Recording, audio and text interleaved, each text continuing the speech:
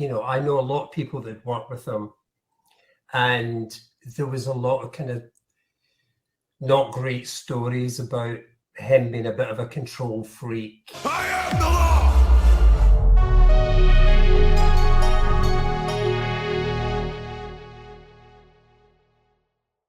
When did Sylvester Stallone get involved? Sly became involved,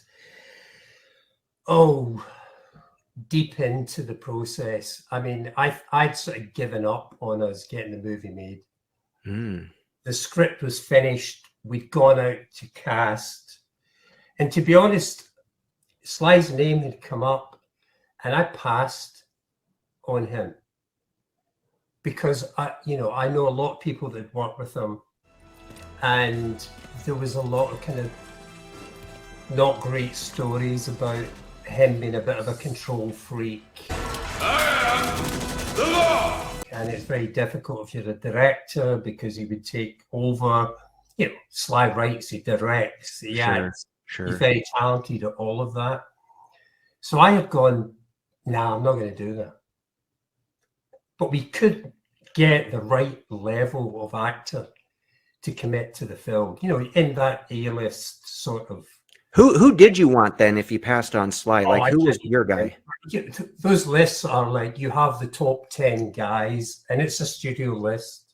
So it's like, I can't even remember who we had on it, but it was everybody, really. Like Mel Gibson, Bruce Willis, those guys? Yeah. Wow. Tom Cruise to Mel Gibson to Okay. whoever. So you work your way through who's available. Mhm. When can we make the movie? Do we have enough money to pay them for a start? Because you're right into that $20 million range at that point for those actors, certainly then. And we didn't get traction quickly. But the script had taken over a year at that point, 18 months, I think. Wow. So I was getting to the point where I just want to go and make a film. I don't want to be hanging on forever on this. And so I got a phone call in London. I'd come back to London to live. And I got a phone call to say, I've got good news and bad news. And I went, okay, give me the good news. We've greenlit D-Tox. It's definitely happening. Nice. I was like, yes. What's the bad news then? Sylvester Stallone is playing Jake Malloy. In or out, that's your choice. We're making the movie. If you want to make it, we want you to make it. If you don't want to make it, nice. Both. See you later. So I thought, oh, man, let's meet. And Sly was actually flying through London at that point. And so I went to meet him, I think the next week. And I met him at the Dorchester Hotel, and we sat and we had coffee and we chatted about the script. And he was very open about, look, people are going to tell you I'm a control freak and all that. I'm not like that. That's just the Hollywood stuff. You gotta believe me. And the truth is, everybody has a reputation. Mm-hmm. People who you get told are difficult might be, but they equally might not be. And they might not be difficult with you. There's a lot of egos when you make a movie, and particularly at a high-end sort of Hollywood end. And so we sat for a couple of hours and talked and chatted. And I think I've got a pretty good sort of, radar for all that. And it did not ping at all. And I thought, Okay. actually, I like this guy. I definitely think we can work together. He seemed really down to earth. And I went, yeah, I'm in. And so that's the process of how we actually came to make the movie together at that stage. Nice. Now, when you did work on the film together, what was he, control freak or like? No. Oh, he wasn't. Okay. No.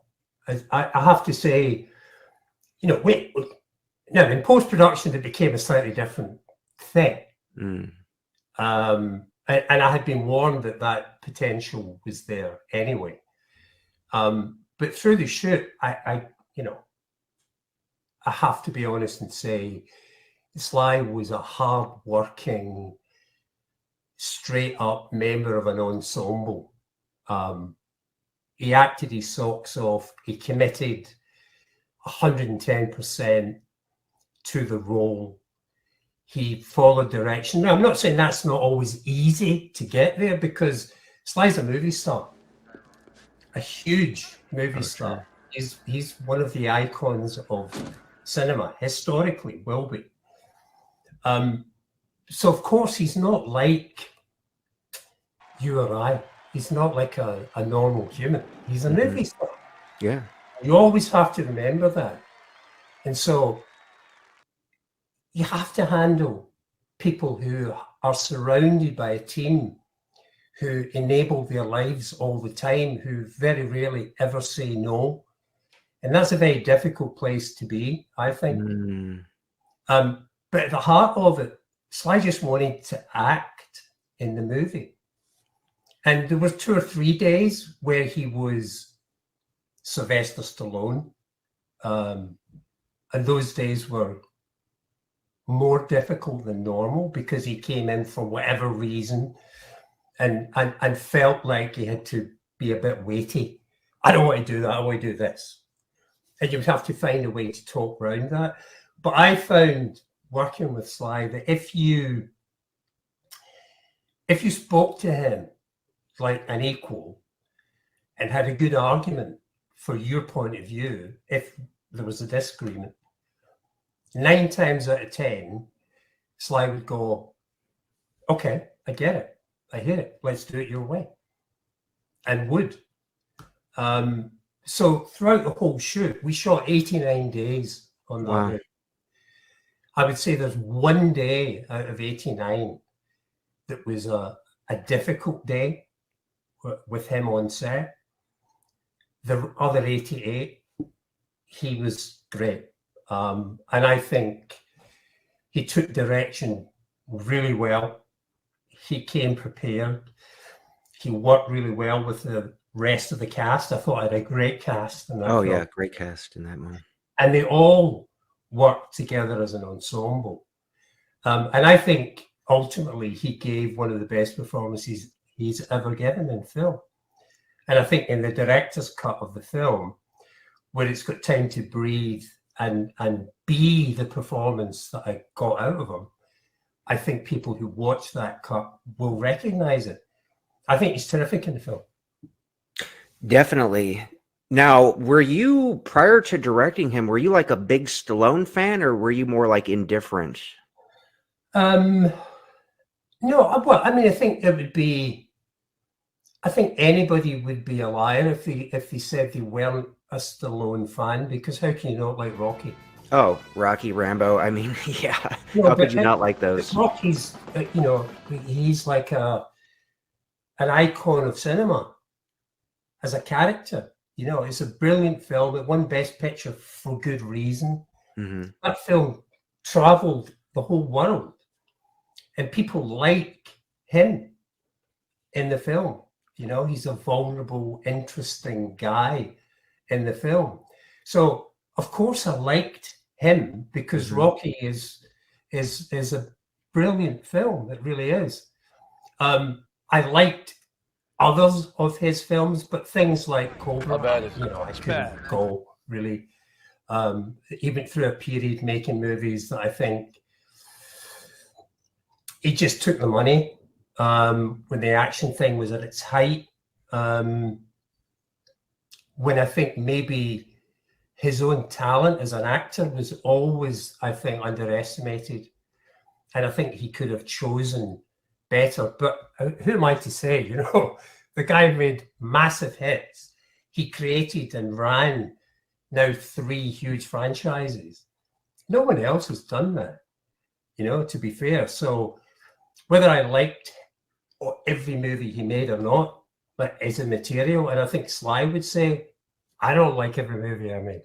In fact, I don't even. Yeah, he would say that Stop or My Mom Will Shoot, for example, in Rocky V, he also speaks negatively of. You know, when you mentioned Cobra, it's funny because there is some similarity in a way with ICU, him being a cop dealing with a serial killer, having that horror element tied in. But he wasn't really happy, I guess, with the final cut of Cobra, because, and I always wanted to see like the director's cut of that. Hey, here's a question from someone in the audience, by the way, Turbo Terminator. He said, can I ask, if it has not already been answered, by why the movie has different names? And if you want to find out why, watch the full interview I did with Jim Gillespie. It's actually under the live tab because we did a live interview. So check the live tab on YouTube. You can watch the full interview. We talk about that and so much more cool stuff. And if you want to finally see the ultimate full director's cut, you need to go to retrogold63.de. It was available for pre-order. I think it's sold out, but perhaps you could contact the company.